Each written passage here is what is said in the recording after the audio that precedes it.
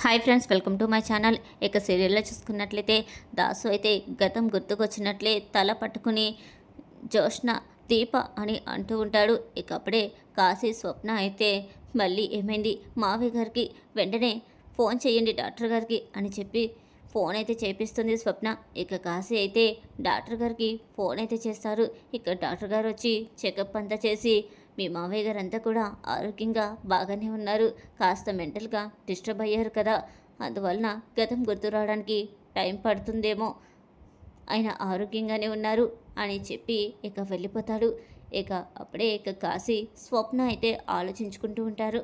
ఏందో చెప్పాలని ప్రయత్నిస్తున్నారు మావయ్య గారు. అసలు మావయ్య గారు గతం మర్చిపోవడానికి ఆ ఇంటికి ఏదో సంబంధం ఉంది.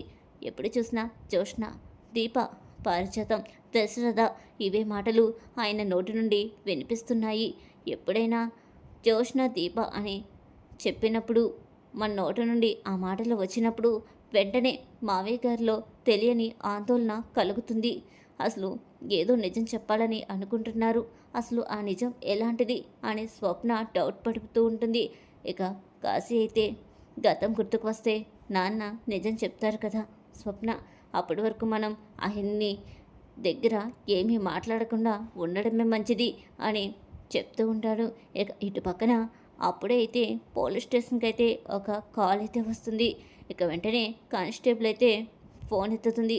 అప్పుడే ఎస్ఐ గారు బయటకైతే వెళ్తారు. ఇక అలా కాల్ ఎత్తి ఏంటి అని అడుగుతుంటుంది.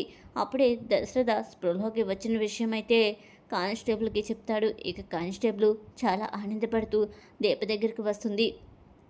నీ టైం చాలా బాగుందమ్మా, నిన్ను ఏ భగవంతుడో కాపాడాడు, లేకపోతే నీకు ఉరిశిక్ష పడేది, ఆయనకి ఎలాంటి ప్రమాదం లేదంట అని చెప్పంగానే ఇక దీప అయితే ఎవరికి ప్రమాదం లేదు, అదే నువ్వు షూట్ చేసావు కదా గన్ను పెట్టి, ఆయన ప్రాణాపాయం నుండి కోలుకున్నారంట, స్పృహలోకి వచ్చారంట, ఇక బాగానే ఉంటారు, నీకు శిక్ష తక్కువే పడుతుంది అని చెప్పంగానే దీప అయితే ఇక చాలా ఆనందపడిపోతూ ఉంటుంది.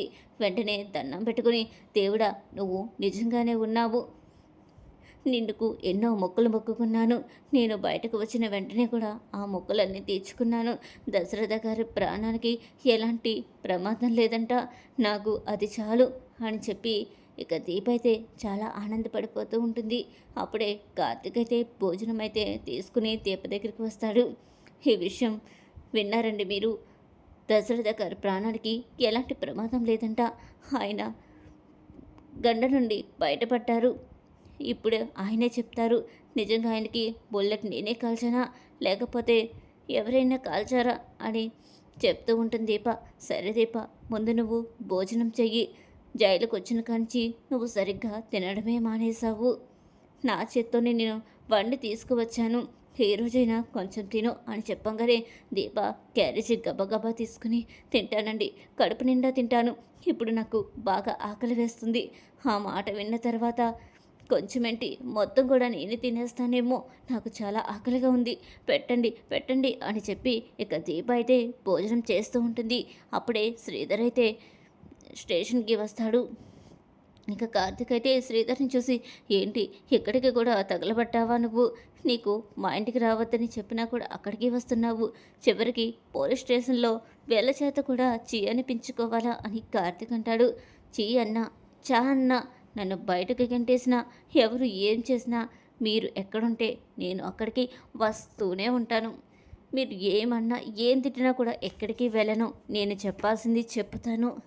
ఏంటి దశరథ బావ స్పృహలోకి వచ్చాడంట, సంబరపడిపోతుందా మీ ఆవిడ, సంబరపడిపోవద్దని చెప్పు, ఇంకా శిక్ష పడాల్సింది చాలా ఉంది, స్పృహలోకి వచ్చినంత మాత్రాన్ని జైలు నుండి బయటకు తీసుకురారు, ఖచ్చితంగా శిక్ష వేయించే తీరుతారు, మీ తాత ఏమైనా ఊరుకుంటాడని అనుకుంటున్నావా, కాల్చినందుకు లేనిపోని నిందలు ఇంకా సెక్షన్లు అన్నీ క్రియేట్ చేసి దీపని జైల్లో నుండి బయటకు రాకుండా చేస్తాడు, ఇప్పుడు దీప సంగతి ఏంటో ఏమవుతుందో ఈ వంటలక్క అని చెప్పంగానే మేం బాగానే ఉంటాం, ముందు నువ్వు ఇక్కడి నుంచి పో అని కార్తిక్ తిడుతూ ఉంటాడు. బా, దీపని ఇలా జైల్లో చూస్తే నాకు పరమానందంగా ఉంది, గాల్లో తేలిపోతున్నట్టుంది అని చెప్పి శ్రీధర్ అక్కడి నుంచి అయితే వెళ్ళిపోతాడు. ఇక అప్పుడే దాసుకి టీ అయితే తీసుకెళ్తూ ఉంటుంది స్వప్న. అనుకోకుండా కాలు జారి టీ అయితే కింద పడిపోతుంది. ఒక్కసారిగా కప్పు పగిలిన శబ్దం అయితే వినిపిస్తుంది. ఇక వెంటనే దాసు అయితే తల పట్టుకుని చాలా బాధతో విలవిల్లాడిపోతూ ఉంటాడు.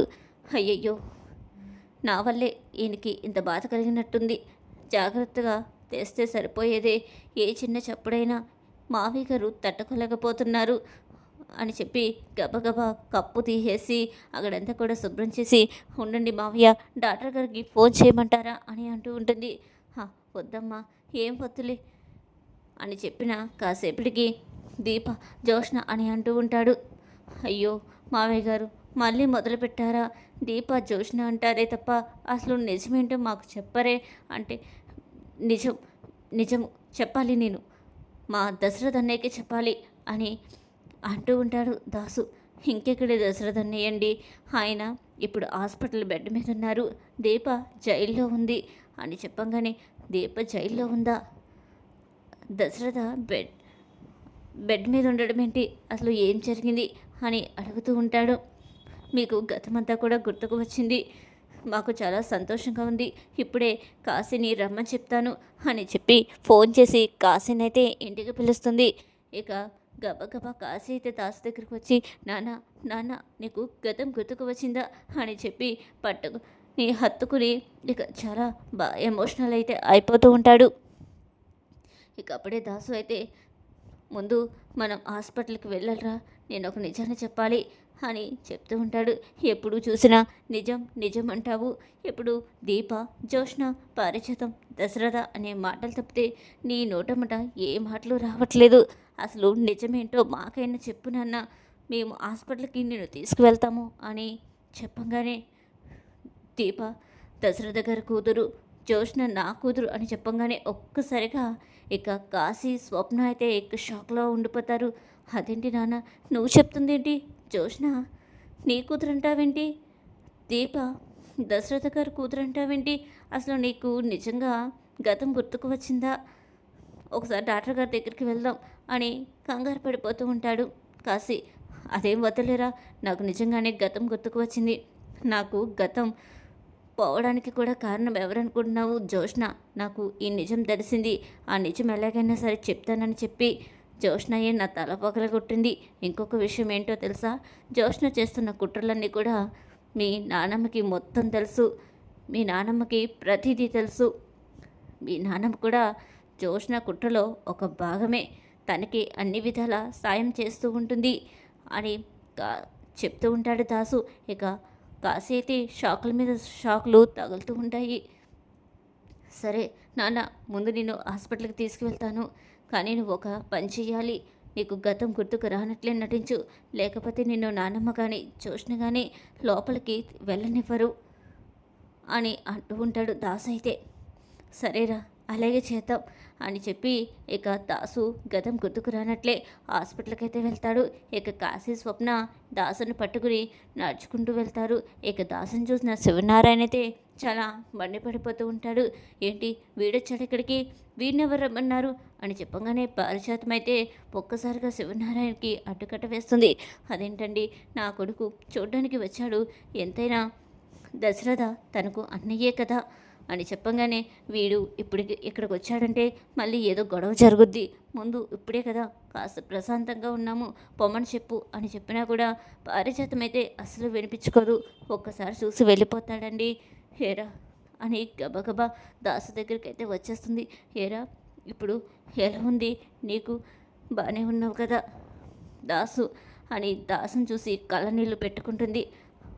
ఇక కాశీ, స్వప్న ఏమీ తెలియనట్టుగా బాగానే ఉన్నాడు, ఆరోగ్యం అంతా బాగానే ఉంది, కానీ గతం గుర్తుకు రావట్లేదు అని చెప్తూ ఉంటాడు.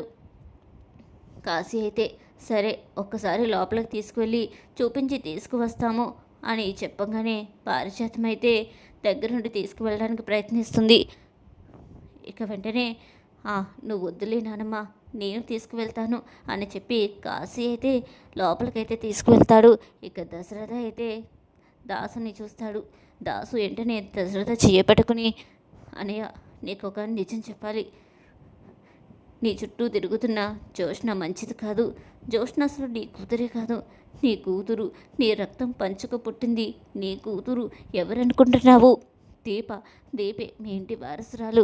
నీ కూతురు అని నిజమైతే చెప్పేస్తాడు. ఇక దశరథ అయితే ఇక జరిగిన నిజాన్నంతా కూడా తెలుసుకుని చాలా బాధపడిపోతూ ఉంటాడు. అప్పుడే జోష్న అయితే పారిజాతం దగ్గరికి వస్తుంది. పారిజాతం మొహంలో ఏదో తెలియని ఆనందాన్ని కనిపెట్టేస్తుంది. ఏంటి గ్రాని, ఏంటి ఇవాళ నువ్వు చాలా ఆనందంలో ఉన్నట్టున్నావు అని చెప్పంగానే, నా కొడుకు దాసు వచ్చాడు. వాడిని చూసి చాలా రోజులయ్యింది కదా, వాడిప్పుడు చాలా ఆరోగ్యంగా ఉన్నాడు అని చెప్పంగానే జోష్న అయితే ఒక్కసారిగా కంగు తింటుంది. అదేంటి గ్రాని, దాసు ఇక్కడికి రావడం ఏంటి, ఏడి ఎక్కడున్నాడు అని అడగంగానే, ఇప్పుడే కాశీ లోపలికి తీసుకువెళ్ళాడు అని చెప్పంగానే, ఎందుకు వెళ్ళనిచ్చావు గ్రాని, అసలు ఆ దాసు నాన్న దగ్గరికి వెళ్ళడమే పెద్ద ప్రమాదం, నువ్వు దగ్గరుండి వెళ్ళనివ్వడం ఏంటి అని మండిపడిపోతూ ఉంటుంది. ఇక అలా అంటావేంటి, తను నా కొడుకు, అర్థమైందా జోష్న అని సీరియస్గా అయితే చెప్తుంది. ఇక బయటకు వచ్చిన దాసు అయితే, నేను గతమంతా కూడా మర్చిపోయాను అనుకుంటున్నావా జోష్న, నాకు గతమంతా కూడా గుర్తుకు వచ్చింది. నిజాన్నంతా కూడా దశరథకి చెప్పేశాను. ఇప్పుడు శివనారాయణ గారికి కూడా చెప్పేస్తాను అని చెప్పి శివనారాయణ దగ్గరికి వెళ్ళబోతూ ఉంటుంటే, జోష్న అయితే, క్షమించు దాసు, నేను చేసింది తప్పే. ఇప్పుడు నువ్వు ఈ నిజాన్ని శివనారాయణ గారికి చెప్పావంటే ఇప్పటికిప్పుడు నన్ను ఇంటి నుండి బయటకు గెంటేస్తాడు, నాన్ననుకో కాస్తైనా జాలి పడతాడు అని అంటూ ఉంటుంది. అయినా సరే అస్సలు దాసు ఒప్పుకోడు. ఇక శివనారాయణ దగ్గరికి వెళ్ళి జరిగిందంతా కూడా చెప్పేస్తాడు.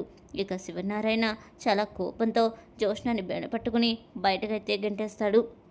ఈ వీడియో మీకు నచ్చిందా? అయితే లైక్ చేయండి. ఛానల్ అయితే తప్పకుండా సబ్స్క్రైబ్ చేసుకోండి.